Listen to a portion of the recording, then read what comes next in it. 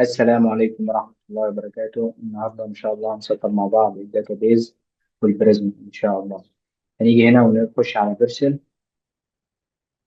ونروح تعمل تسجيل دخول لو أنت مش عامل تسجيل دخول. وبعد كده تيجي على إيه؟ على الاستورج وتخش تنزل تحت تلاقي في حاجة اسمها بريزما بوست جريس. تقول كرييت كونتينيو، هنسميه بلوك كرييت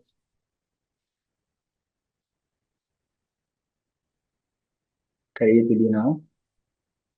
نخش على البروجكت هنلاقي مدينا إيه variables. هناخد الفاريبلز دي كوبي، نفتح التيرمينال نكتب npm install بريزما وبريزما كلاينت. تمام. نيجي هنا نقول له بريزما npx بريزما initialize عشان يكريت لنا بريزما جديد. نيجي هنا في البريزما، صفحة البريزما اللي هو عملها لنا، هنلاقي في حاجة اسمه ايه الاوتبوت بتاع البريزما. هيكون في فولدر هو حاطط لك باي ديفولت في فولدر الليب لو اللايبراري، وبعد كده عامل لك فولدر هو هيكريت لك فولدر اسمه جنريتد وبريزم. نقول لا يا عم احنا عاوزينه في فولدر البريزم ذات نفسه. ماشي. وبعد كده هنيجي هنا هنجيب بقى الفاريبلز اللي احنا جبناها من الداتابيز من الفيرسل ونحطها هنا. تمام ونسيب. هنلاقي هنا اللي هو البريزما يو ار ال عامله لك في البريزما كونفيج، هو بيتعرف عليه من هنا. تمام. وبعد كده هنيجي نقول الموديول، هنكريت اليوزر الموديول بتاعنا، نقول له اي دي هيبقى نوع انتجر ونوع اي دي والديفولت بتاعه اوتو انكريمنت. تمام. نيم سترينج ايميل سترينج وهو ريكواير. لو عاوزه مش ريكواير عاوزه اوبشنال بتقوم قايل له ايه، عامل له الحركه اللي هو عملت الاستفهام عشان يفهم ان ده ايه اوبشنال بس احنا عاوزينه ريكواير. بعد كده الباسورد هيبقى سترينج. بعد كده created at default now نقول له updated at. هنيجي هنا في الايميل، احنا عاوزين الايميل يكون يونيك، يكون كل واحد ليه ايميل، ما ينفعش نحط كذا ايميل لكذا يوزر. وبعد كده عاوزين بقى نشوف الكلام ده طلع فعلا في الداتابيز ولا لا. فنيجي هنا نقول له nbx بريزما دي بي بوش. فهنروح بقى للبريزما بتاعتنا نشوف الجدول بتاع اليوزر اتكرت هناك ولا لا. هنروح اوبن ان بريزما، نروح في الاستوديو نلاقي فتح معانا الصفحه دي. هنروح في هنلاقي عامل لنا تيبل اسمه يوزر.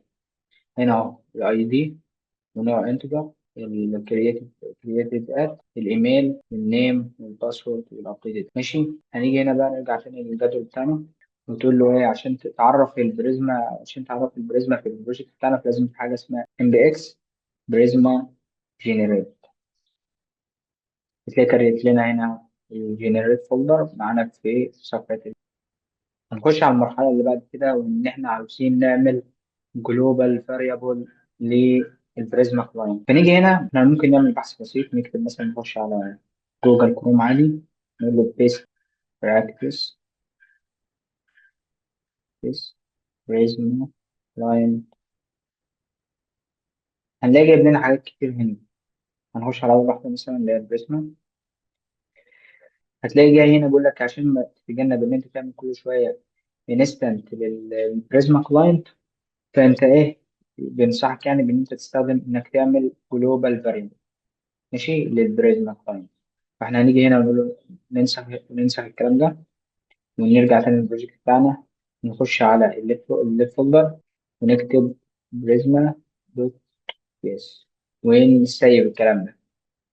لو انت فاكر ان احنا سيبنا الكلام ده فين في البريزما، في البريزما فولدر. فنيجي هنا نقول له ايه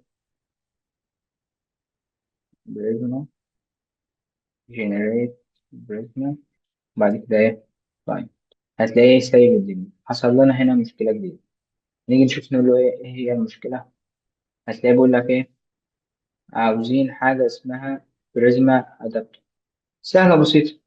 نروح نبحث عن حاجة اسمها بريزما ادابتور هنا نقول له ايه هي المشكلة دي. نيجي هنا نقول له بريزما أدابتور. نخش نشوف إيه هي المشكلة.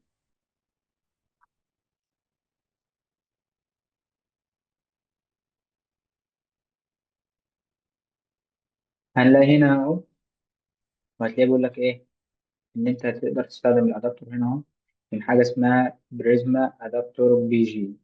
ونيجي ناخد دي كده، ناخد دي كوبي كله كده، نرجع تاني للبروجكت بتاعنا نسيب ده. هنلاقي إن ده ما عملنالهوش انستول. نيجي هنا ونعمل له ان بي ان انستول بريزما. هتلاقي نزل معانا هنا. نيجي هنا بقى نقول له إيه، الأدابتور اللي هو كان قايلين عليه نعمله كويس.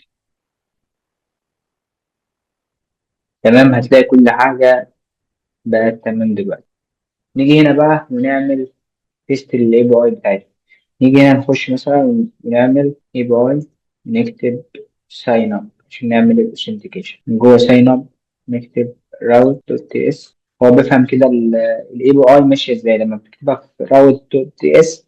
هو بيفهم كده الراوتنج ماشي ازاي. ونكتب نعرف فانكشن.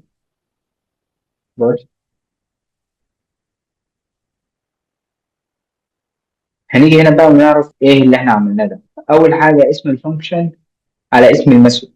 يعني انت مثلا هتستخدم جيت هتسميها جيت، هتستخدم بوست هتسميها بوست، هتستخدم بوت هتسميها بوت، هتستخدم باتش هتسميها باتش. فاهمني؟ عشان تعمل فيتش للداتا او كرييت للداتا او ابديت للداتا، فانت لازم تسمي ايه، الداله على اسم المسؤول اللي انت هتعمله. تاني حاجة احنا عملنا ريكوست. الريكوست ده اللي بيجي منه البادي اللي انت بتبعته من الفرونت اند او الهيدر او اي حاجة او اي حاجة من الحاجات اللي هي مسؤولة عن الريكوست اللي بيجي لك. وبعد كده في ايه، مثلا في حاجة اسمها ريسبونس. هنيجي هنا مثلا نقول له نيكست، عاوزين نعمل بس تيست نقول له ريتيرن، عاوزين نتيست بس الدالة نيكست ريسبونس. يرد لنا لما حد يستدعي الدالة ديت، يرد لنا يقول لنا ايه سكسس ترو ستيتس العملية ناجحة. ونقول له لو حد عمل ايرور تبعت لنا تقول لنا نيكست دوت ريسبونس للجيسون سكسس فولس ايرور ايرور دوت مسج.